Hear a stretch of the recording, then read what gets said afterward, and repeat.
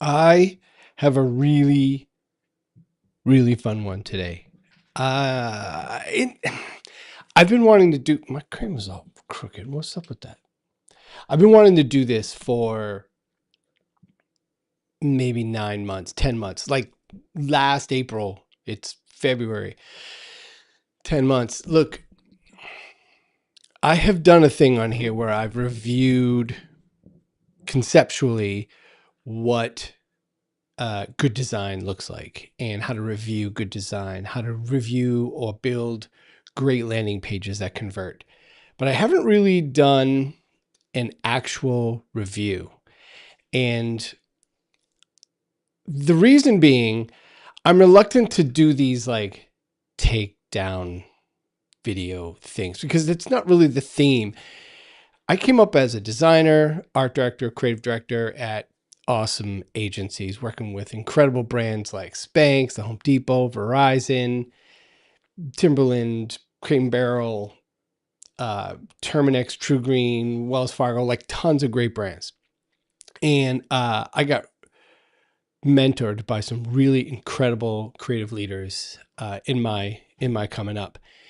And then I also had the opportunity to mentor and help young designers and help organizations go through all sort of creative endeavors in their marketing. And a creative director's job is to make sure a few things are happening, right? I think there's five, and I'm riffing here off the top of my head. Design principles. Obviously, they can and should be met whenever possible. If you know how to break the rules, great. If you don't break the rules. Branding. Is the work on brand? Is it aligned appropriately with the brand assets? Are we leveraging those appropriately? The next one would be, I'm kind of counting here, the business goals. Is the execution of the creative aligned with the business goals? Will it accomplish or can it accomplish those goals? Period. It's a simple question to ask. It's usually a copywriting or a content issue, like with photography, video, text. But if that isn't right, nothing else will work. The next one would be ideal customer goals. Are we really communicating with their ideal customer in a way that they can achieve the business goals, but can the user achieve their goals, the reason they came in, or are they going to be banging on the back button?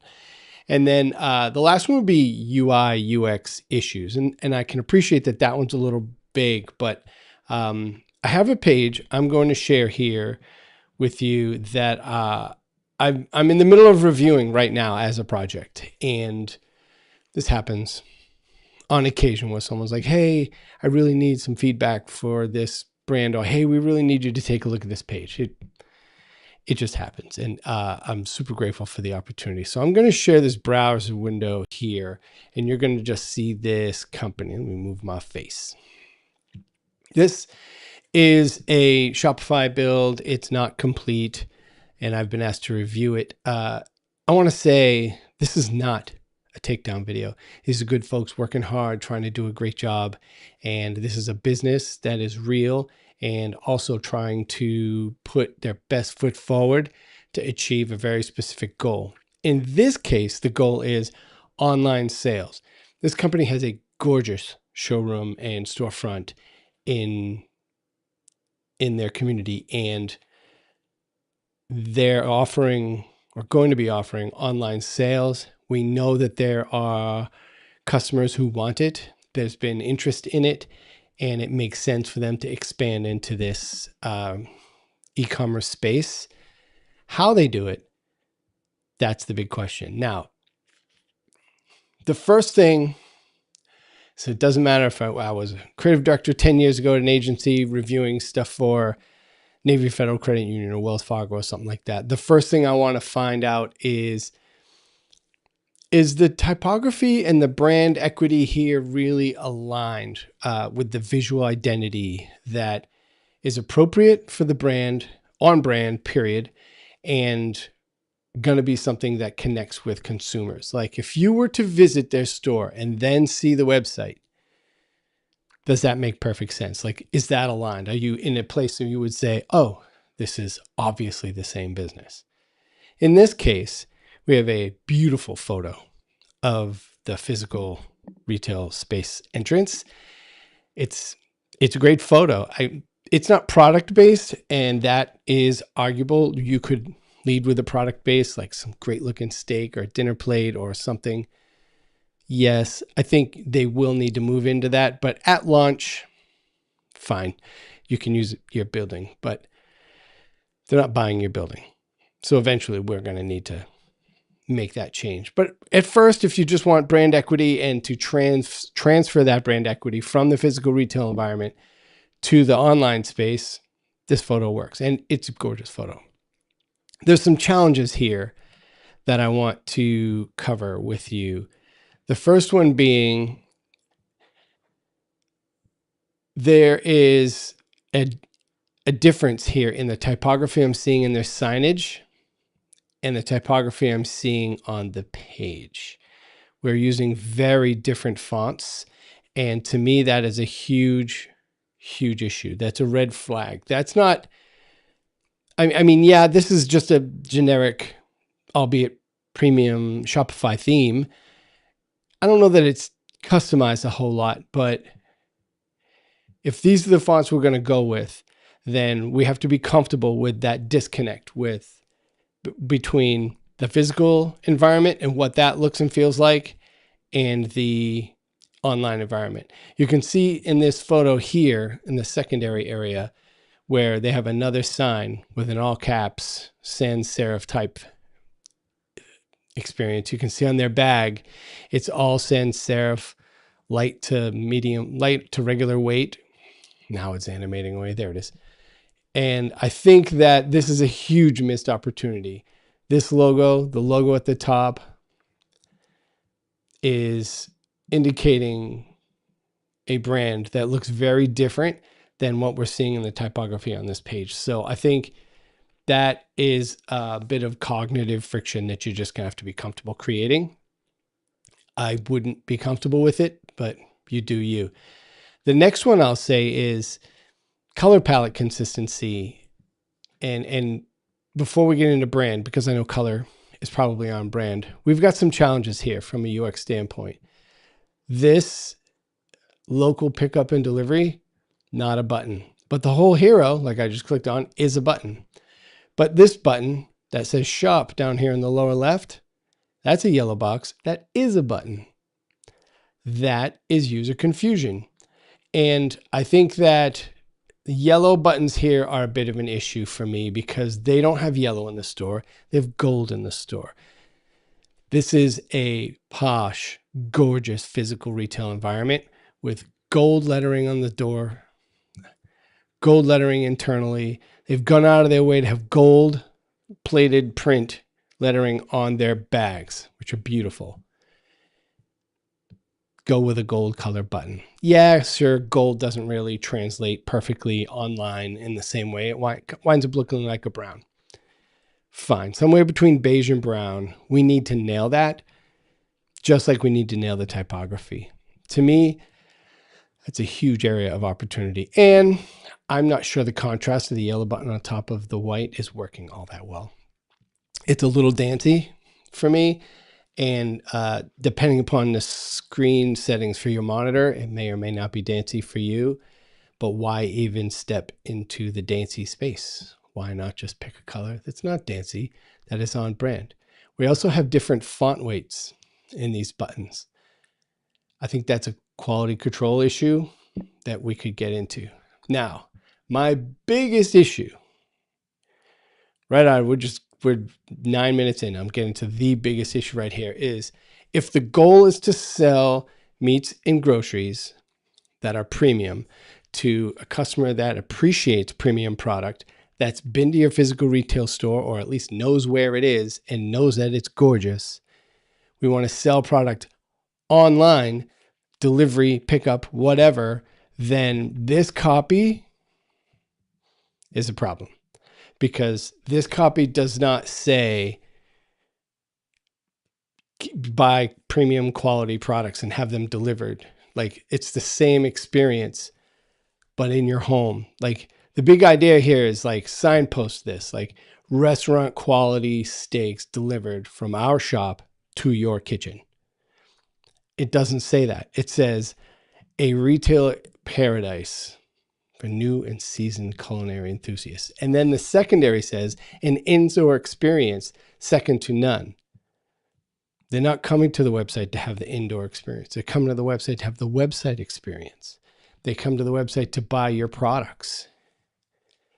Make the products available in this secondary area. There should be top sellers, period. And they should have great names. Gonna get into that more in a little bit. I think it says up at the top, local pickup and delivery, and it says shop, and it says visit our store, which is not one of the goals of the website. And local pickup and delivery again, and then nationwide delivery, which is fantastic.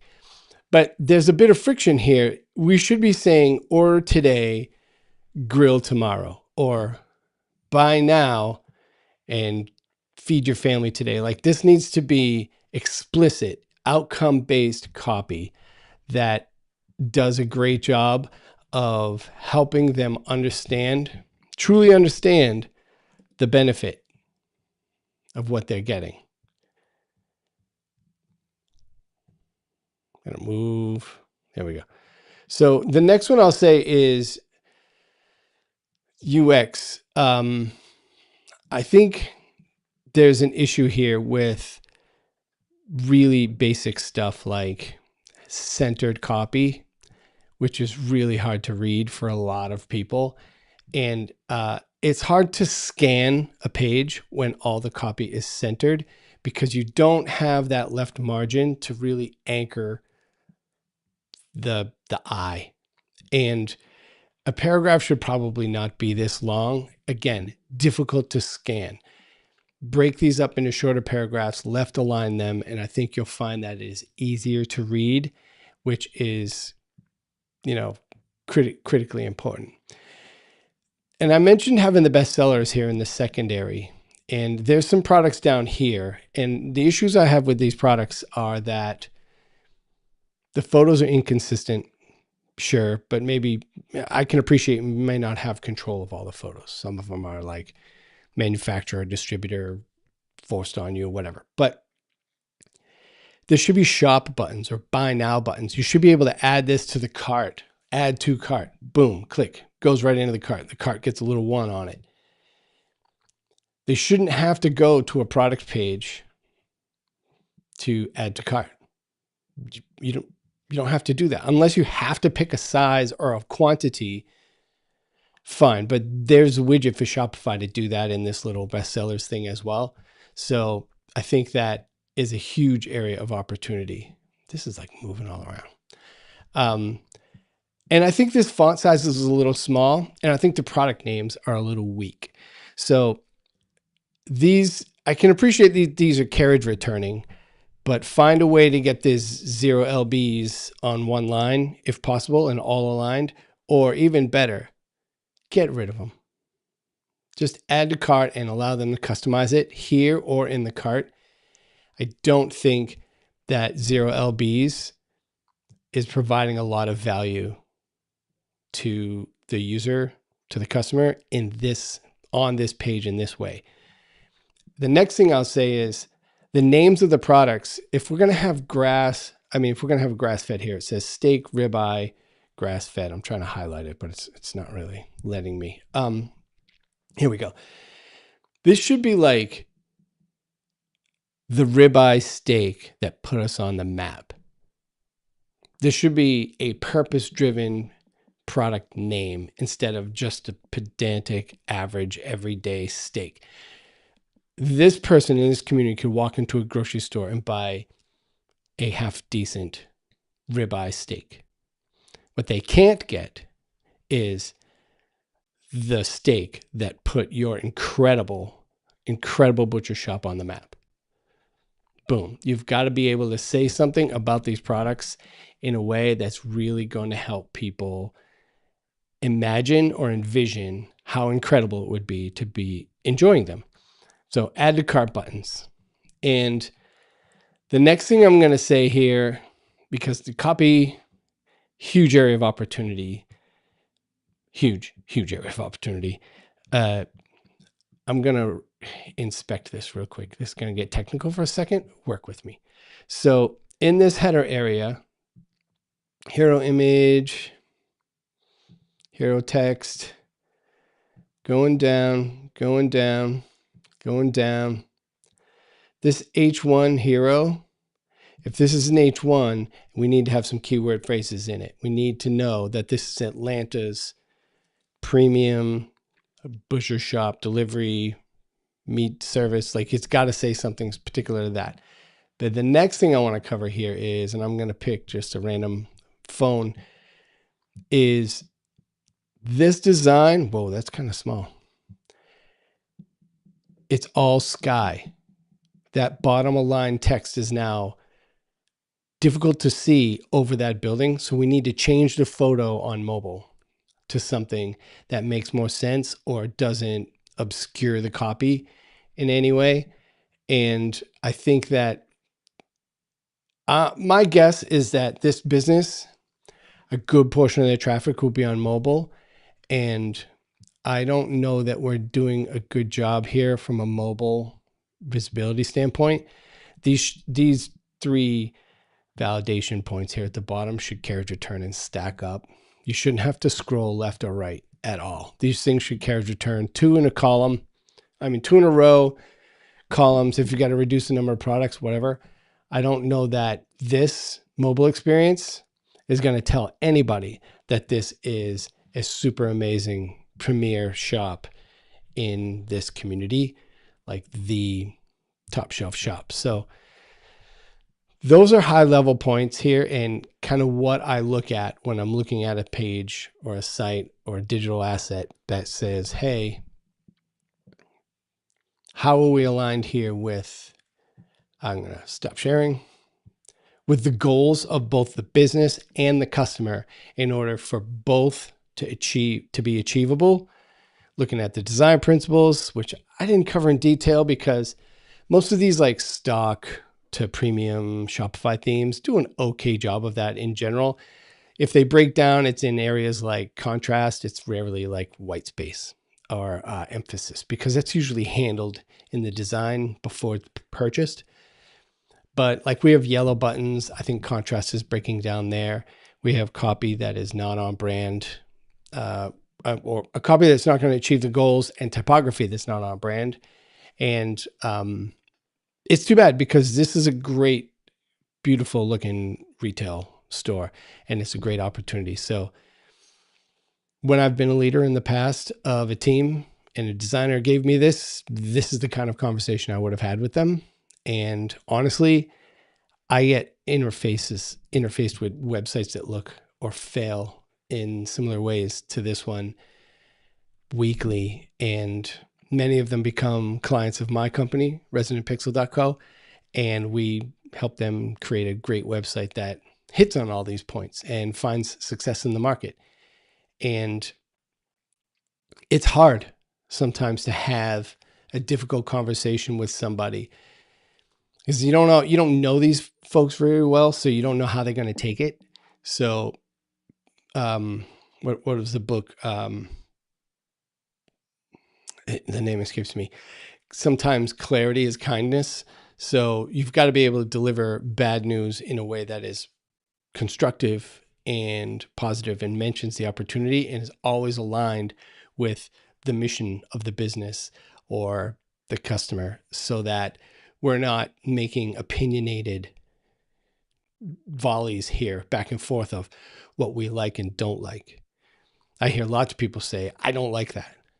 Tell me more. Tell me more about that. What are you not liking? It's rarely that they don't like it.